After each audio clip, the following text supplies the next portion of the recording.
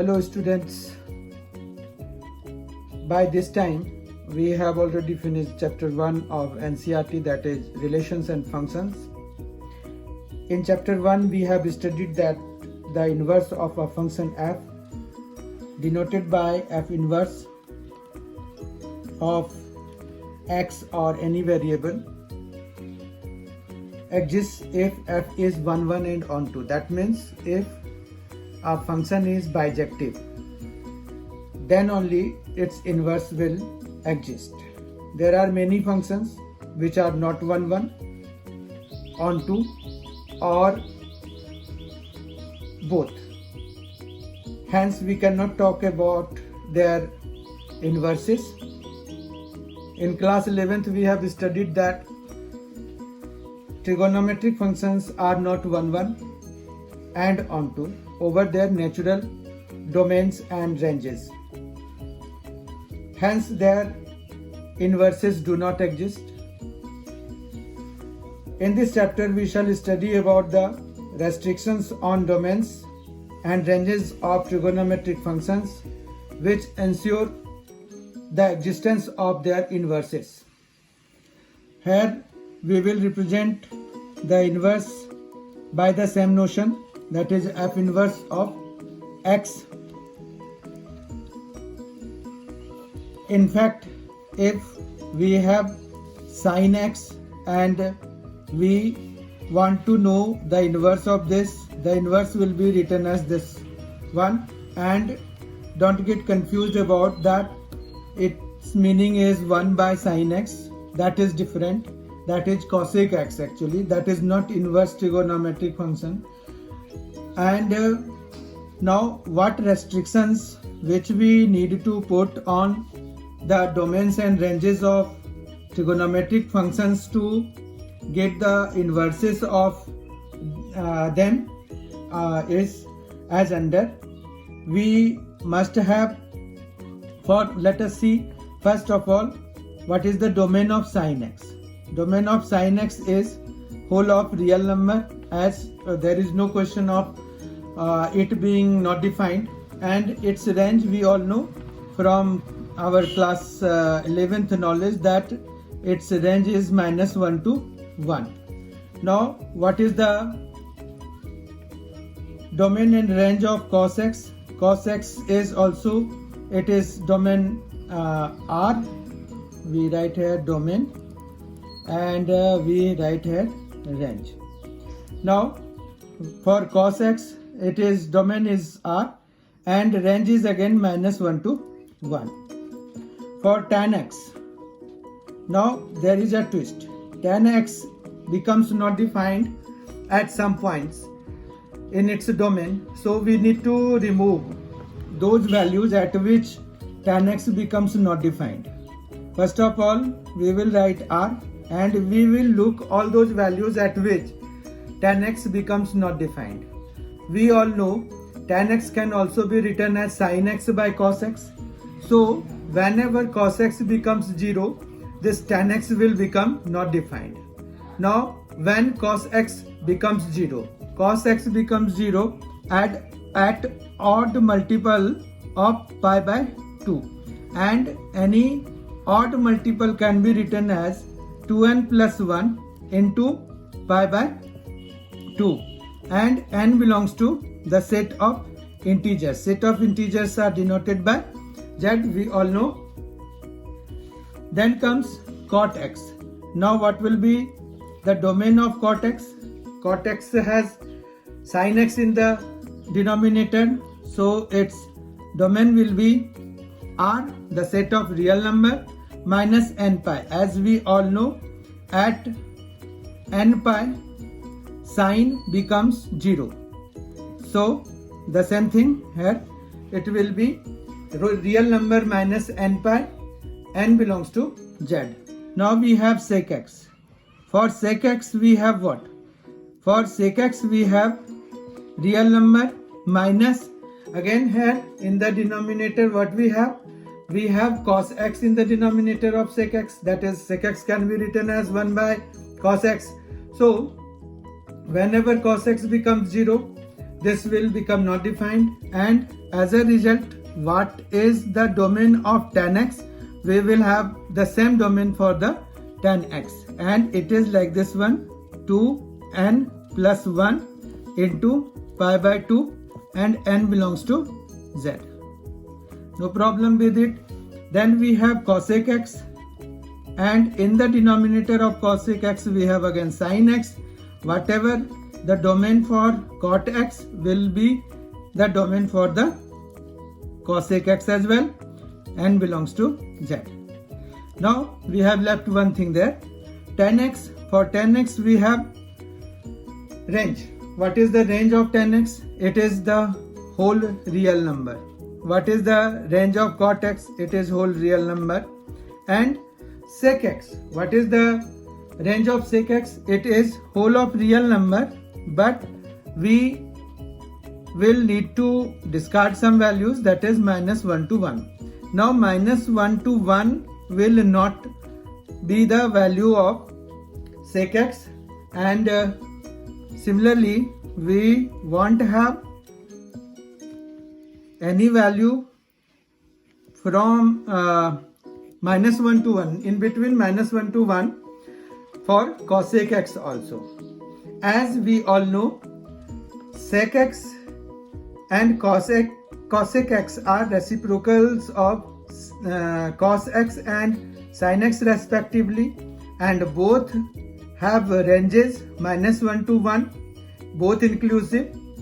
When we divide 1 by minus 1 to 1, any number from minus 1 to 1, we get a number which is not lying in between them, that is minus 1 to 1. But in this case, minus 1 and 1 can be the answer.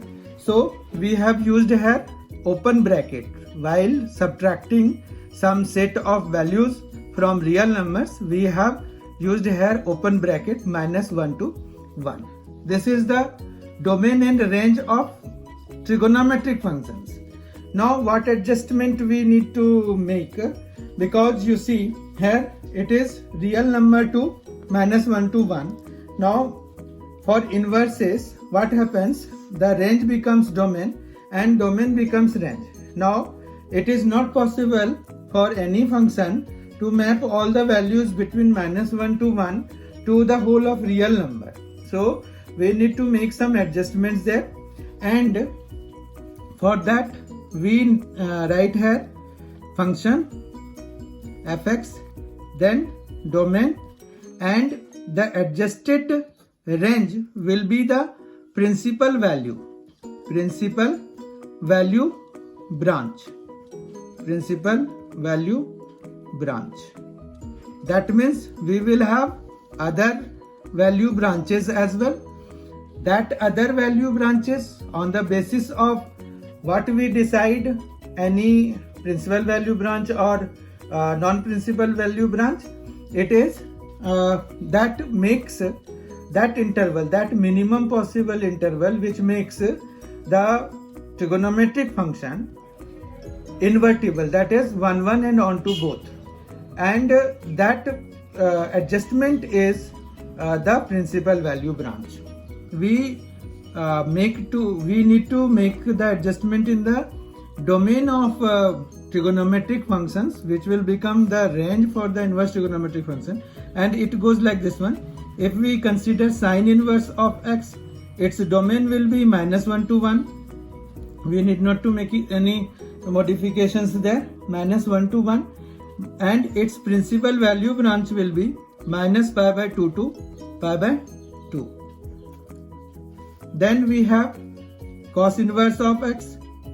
For cos inverse of x we have domain again minus 1 to 1, and its value is 0 to pi, and then we have tan inverse of x. Tan inverse of x has domain whole of real number, and its principal value branch is minus pi by 2 to pi by 2, both non-inclusive in this case. Cot inverse of x has domain real number, and its principal value branch is 0 to pi. Then we have sec inverse of x. For sec inverse of x, it is r minus 1 to 1, which is the range for sec x. It is domain here, and it will be 0 to pi, and we need to subtract one value, that is pi by 2, as at pi by 2 cos x becomes 0, and it will be not defined in that case. Sec x will be not defined, and then we have cosec inverse of x, which will again have domain minus 1 to 1, r real number, set of real numbers, minus 1 to minus 1 to 1, and then we have minus pi by 2 to pi by 2, and then we need to subtract 0. So we have now discussed the adjustments which we need to make so that inverse exists for the trigonometric functions, and these are those inverse adjustments. Now, what are other values of other values other than the principal value branch? Like if we take sine inverse of x, sine inverse of x has minus pi by 2 to pi by 2. Now we all know that if we take the values from pi by 2 to 3 pi by 2, it will also make sine x as 1 1 and on 2, and in that case also we will get the inverse of sine x. Then what is the other branch, other value for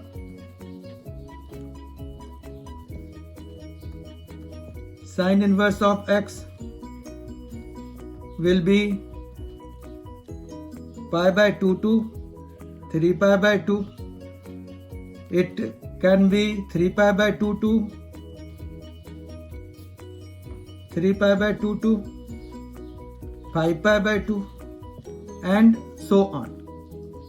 Likewise, we can get other value branch other than the principal value branch for other inverse trigonometric functions as well. Let us consider a function, inverse trigonometric function whose inverse we are asked to get. Let us suppose we are asked to get the inverse of the value of principal value of sine inverse of 1 by 2. How will we get the value of sine inverse of 1 by 2?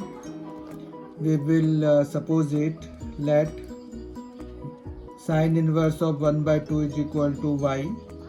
This implies sine y is equal to 1 by 2. Now sine y is equal to 1 by 2 is equal to sine pi by 6. As for sine pi by 6, we have 1 by 2. So y will be equal to pi by 6. Now we will see whether it is belonging to the principal value branch of sine inverse of x or not.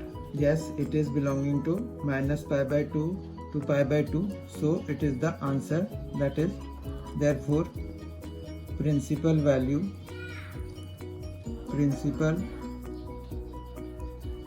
of sine inverse of 1 by 2 is pi by 6. Let us consider another example. Let sine inverse of root 3 by 2 is equal to y. That means in this question we need to get sine inverse of root 3 by 2, principal value of sine inverse of root 3 by 2. We have supposed it to be equal to y. So sine y is equal to root 3 by 2. Now root 3 by 2, when is sine, for what angle sine is root 3 by 2? It is sine pi by 3. So y has value pi by 3, and we need to see whether it is in the principal value branch or not. it is in the principal value branch. So principal value of sine inverse of root 3 by 2 is equal to pi by 3. Let us consider another example in which we need to get the value of cos inverse of minus root 3 by 2. Let us suppose we need to get the value of this one. Now to get the value of cos inverse of minus root 3 by 2, we need to know 6 properties of inverse trigonometric function, which goes like this one. Sine inverse of minus x is equal to minus of sine inverse of x. It is minus of sine inverse of x, where x belongs to minus 1 to 1, which is domain. X belongs to minus 1 to 1 for this. Then we have second property, sine inverse of minus x is equal to minus of sine inverse x. Tan inverse of minus x is again minus tan inverse of x. In this case, x belongs to the set of real numbers. Then we have third property. Third property is cosec inverse of minus x. Cosec inverse of minus x is equal to, again it is minus cosec inverse of x, and in this case x mod of x should be greater than equal to 1. That means x should be greater than greater than equal to 1 or less than equal to minus 1. Then we have fourth property. Fourth property is cos inverse of minus x. Look at it, very important one. We have pi minus cos inverse of x. Pi minus cos inverse of x. Again, cos inverse has domain minus 1 to 1, which will be same as this one. And then we have fifth property, sec inverse of minus x. In this case, it is the same as for cos inverse of minus x. We have sec inverse of minus x, pi minus sec inverse of x. In this case, mod of x should be greater than equal to 1. And then sixth and last property, which we need to study here. There are so many properties other than these 6, which we will study in the next segment, next session. Here it is cot inverse of minus x, and its value will be pi minus cot inverse of x, and here it is x should be belonging to the set of real numbers. So now we have all these 6 properties. Now what was the question? Question was to get the value of cos inverse of minus root 3 by 2.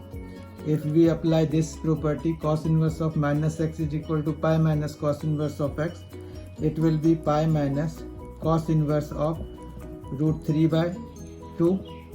Now cos inverse of root 3 by 2 is pi by 6.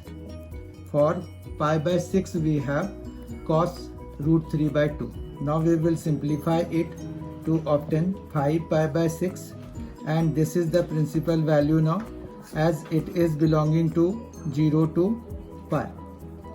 Let us take another example where we need to get the value of sine inverse of, let us suppose, minus 1. How will we get the value of sine inverse of minus 1?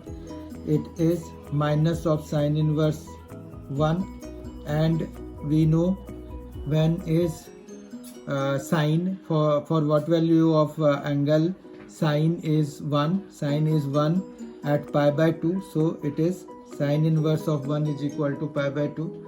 Again we can see it is belonging to the principal value branch of sine inverse of x. It is within minus pi by 2 to pi by 2, so there is no problem. And we have now all the how we know the values of inverse trigonometric principal values of inverse trigonometric functions are got by these methods which we have discussed.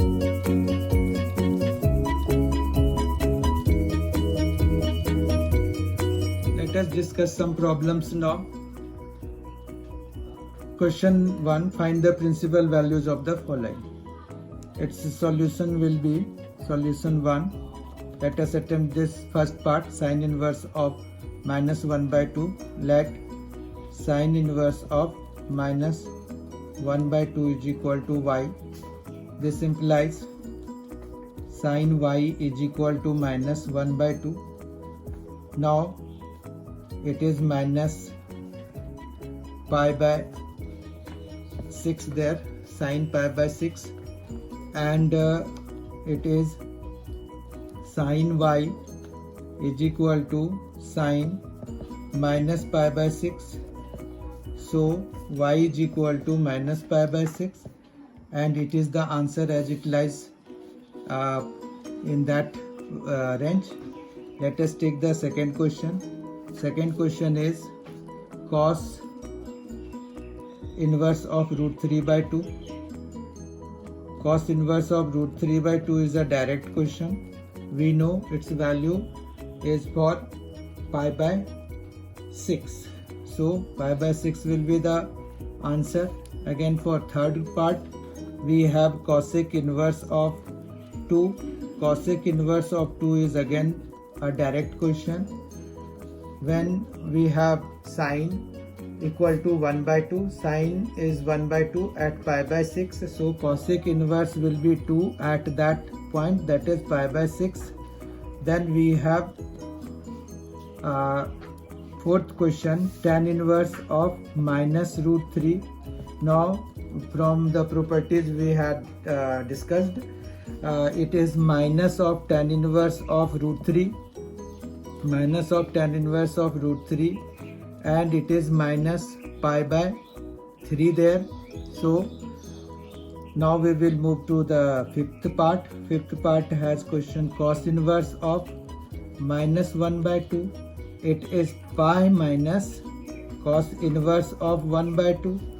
Now pi minus cos 1 by cos x has value 1 by 2 at pi by 3.